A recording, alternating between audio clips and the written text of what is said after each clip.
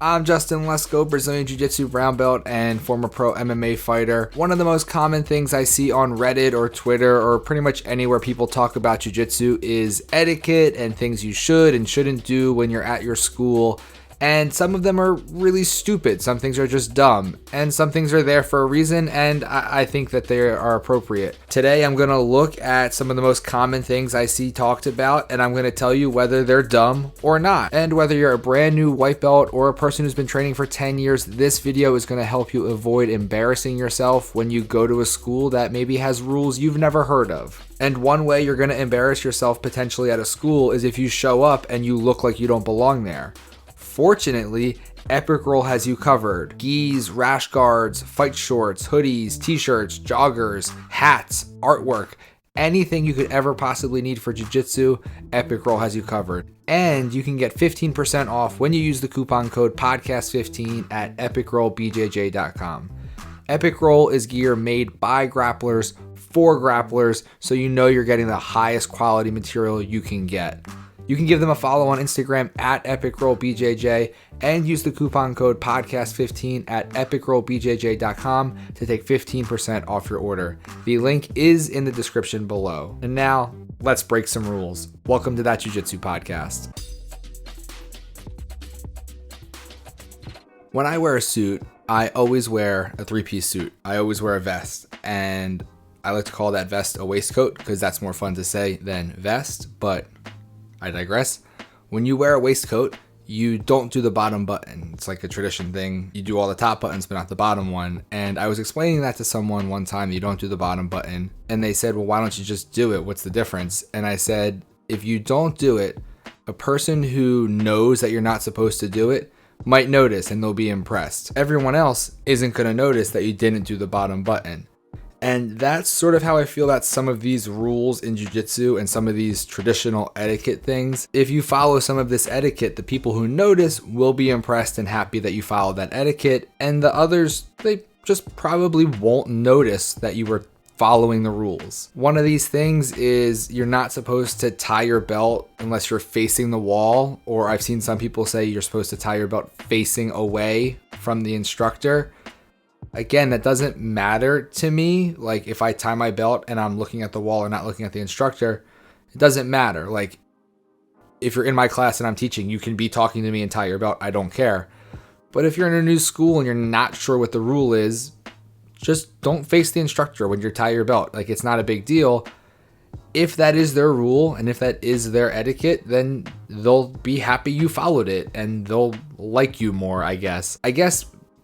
With all of these things, the best thing you can do when you go to a new school, whether you're a new student or you're just dropping into a place, is just observe the other people and see what they're doing. And if you notice everyone turning to the wall to tie their belt, just do it. It's not the end of the world, but follow their lead. Follow the example of the people who train there all the time. One of the biggest things people talk about all the time is whether or not a lower belt should ask a higher belt to roll.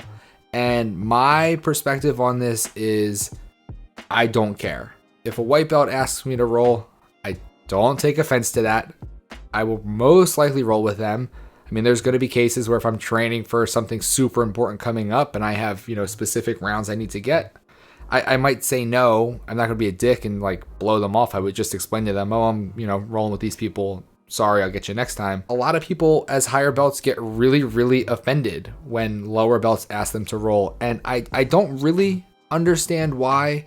I get it if like a white belt or a blue belt is like challenging you, like that's not really respectful and probably something you shouldn't do if you're a lower belt. But if you're a white belt or a blue belt and you're asking a higher belt to roll, it's because you want to get better by rolling with them, and maybe there's no one else to roll with but them. So again, follow what you see at your school and follow what the rules are wherever you're training. But I think as a higher belt, you should encourage lower belts to roll with you, and they should also not be offended if you say no. And also, as a higher belt, if I don't ever get to roll with lower belts because no one ever asks me to roll with them, I miss out on that too. There's a benefit to trying new things, working new techniques on lower belts when you have a higher percentage chance of hitting it and refining that technique. So I guess I can't speak for the entire jiu-jitsu community like I can on most everything else and like I do on this show, But if you're ever rolling with me and you're training with me and you're a lower belt and you ask me to roll,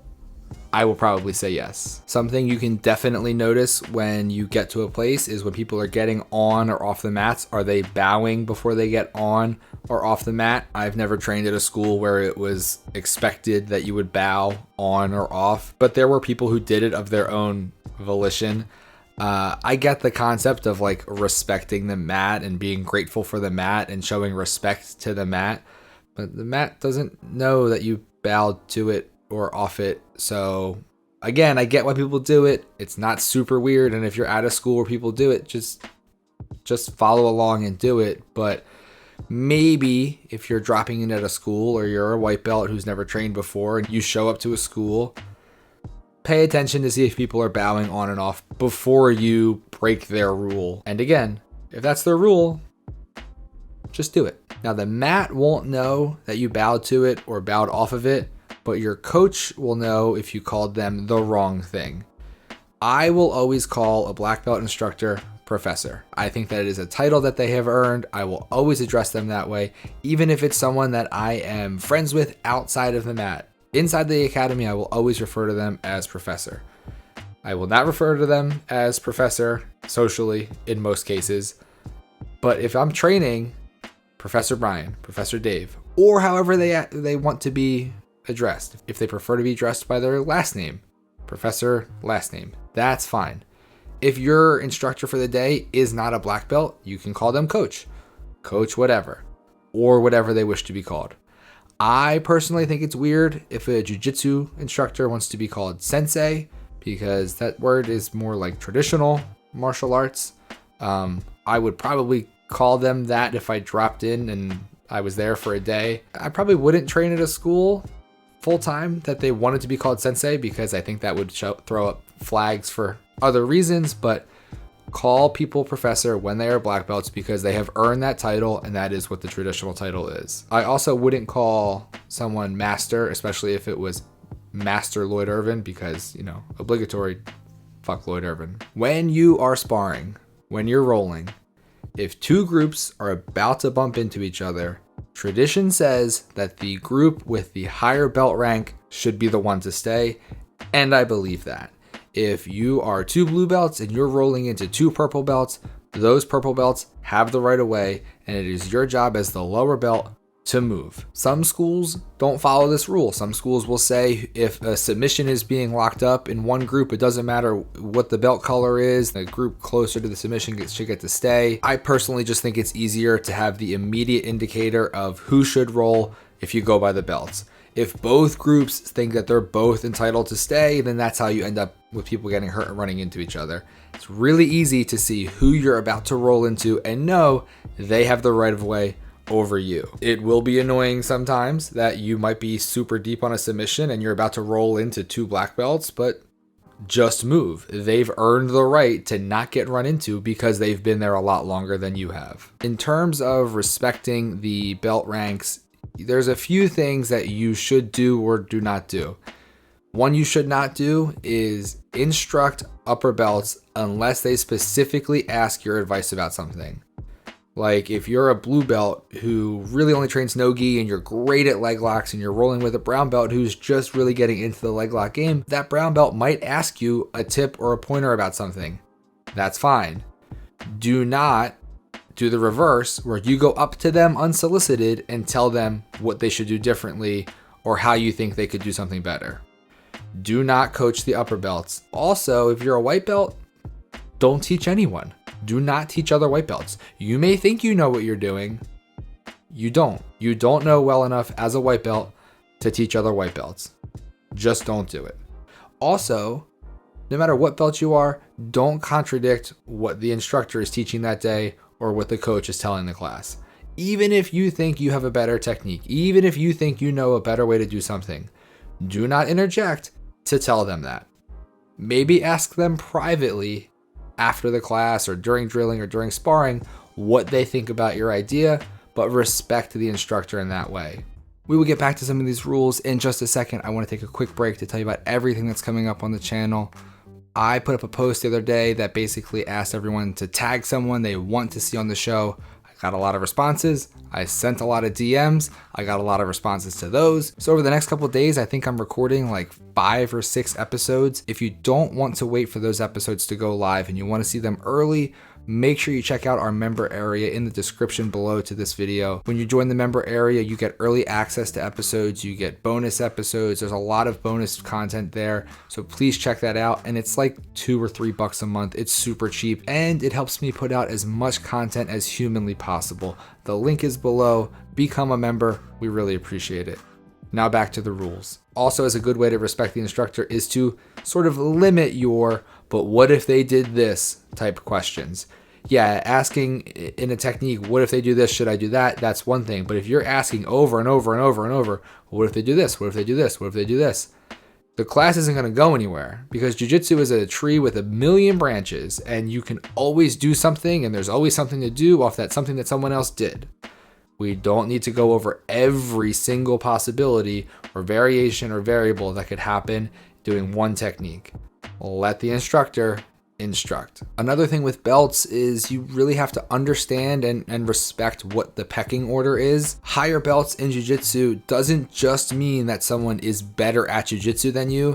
It means that they've put the time in. So a blue belt to a black belt, it's not just black belt skill versus blue belt skill. It's potentially a decade of time difference between the two. So there is going to be a natural pecking order within the culture of wherever you're training. So you need to respect what that means. On the other hand, some schools and some etiquette takes this too far where lower belts are pretty much tortured by upper belts because they feel that they're entitled to. But remember, like jiu-jitsu is still a service you pay for. So if you're going, especially as a hobbyist, to train and people are like bullying you because they're upper belts, find somewhere else to go. You don't need to stay there. Here's one that I think is good too, is asking to leave the mat. I have, every time I've left the mat, I've said to whoever is teaching the class, hey, is it cool if I jump off real quick? Not one time ever has the person said no. And maybe it's just a formality to say, hey, can I jump off? And then they say yes. But you're at least showing them that little bit of respect that they are running the class, they are in charge, and you're just honoring the fact that they are teaching. If you just get up and walk off while someone is teaching, or even if like people are drilling, you just get up and walk off, it's sort of sending the message that you're not really respecting the authority of the person teaching. So just give them a, hey, is it cool? They're not going to say no, and they'll probably appreciate it. I have always appreciated it when I've been instructing. Another thing that people will appreciate when you're rolling with them is if you tap somebody, do not celebrate. I do not care if you're rolling against a world champion and you caught them and you tapped them and you are feeling like $1,000,000. You do not celebrate. You do not react. You get up, fix your belt, get back into the roll, and act like nothing happened. Just the way you would if you got tapped by a white belt and you didn't want anyone celebrating because they tapped you. There's no reason to celebrate. You're in the training room. Everyone's there to get better. You don't have to celebrate. No one cares that you tapped that person. And bragging to your instructor, oh, by the way, did you see me tap that person? They're not going to pull out a brand new belt for you because you tapped somebody. No one cares. If they saw it and they want to talk to you about it, they will. Don't celebrate. I will have to touch on the etiquette of hygiene, be clean, trim your nails, don't smell bad. Just don't, for everyone's benefit. One thing you will find when you train and when you travel to other schools is that every gym will have some house rules. It might be that we don't allow leg locks at this school. It might be we don't start any rolls on our feet. It might be we start every roll on our feet. Whatever the rules are, just follow them. As long as it's not absurd, like, oh, black belts get to whip every white belt before the round starts, like, just go along with it. If you really don't like it and you really struggle with the etiquette of some things, you can just find a different place to train. You don't have to train there. But if you're at a place and they have rules, try to follow them and try to know what they are before you have an opportunity to break them. Know whether or not you're supposed to bow before you get on the mat, and break the rule because you didn't bow. What rules do you have to follow at your gym? please let me know in the comments. I hope you enjoyed this video and it will help you from being embarrassed. If you did enjoy it, please hit that thumbs up and make sure you subscribe to the channel. There's a lot of content coming soon. More videos over here right now. Check those out. I'll see you next time.